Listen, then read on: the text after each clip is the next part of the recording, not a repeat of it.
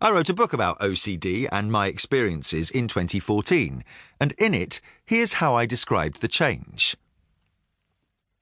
My consciousness soared above my fears as a camera draws out from a single house on a map to show the street, the town, and then the surrounds and countryside.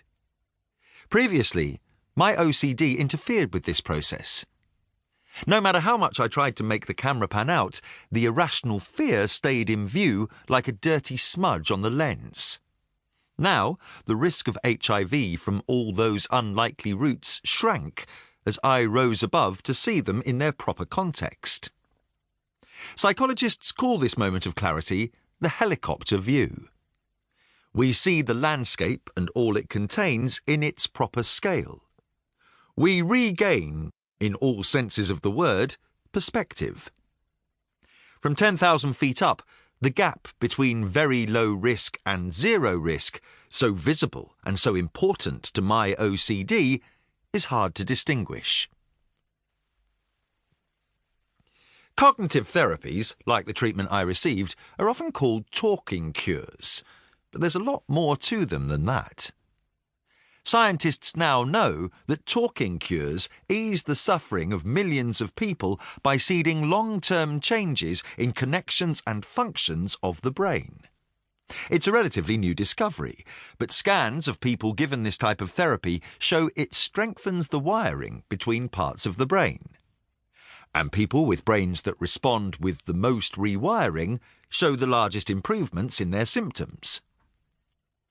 The new connections help these people to access or tune into a part of the functioning of their brain that they previously couldn't.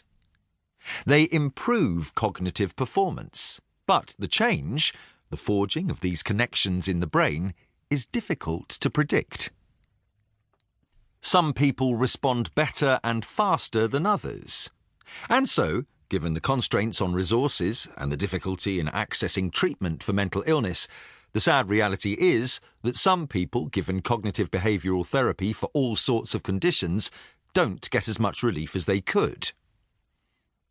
To increase the success rate of this treatment, doctors and scientists look for ways to make the brain more receptive, more malleable, so the same dose of medicine and the same number of sessions of therapy can have a stronger effect.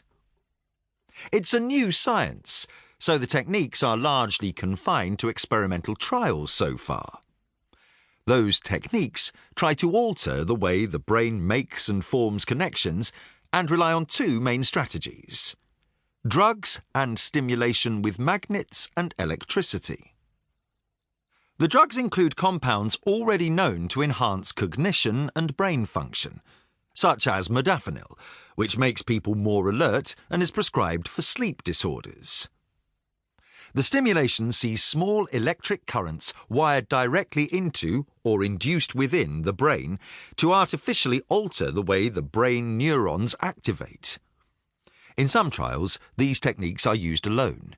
They don't seek to improve conventional cognitive treatments, but to replace them.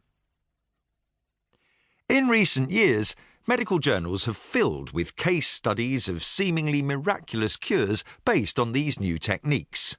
A pregnant woman freed of depression with electrical stimulation here, and a young man lifted from catatonic schizophrenia there. As word of these successes spreads, more psychiatrists, scientists and medics are turning to these cognitive enhancement techniques to try to ease the burden of the 1 in 4 people in the world who struggle with a mental disorder. But what about the remaining 3/4, those people who are currently healthy? If drugs and electrical stimulation can help steer and form brain connections, then couldn't everybody benefit from them?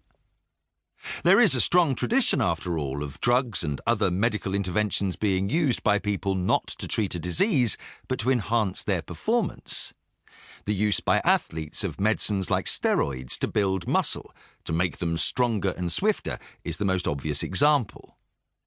As doctors and patients are now using these cognitive enhancement methods, then what's to stop everybody else doing so as well? Do they work?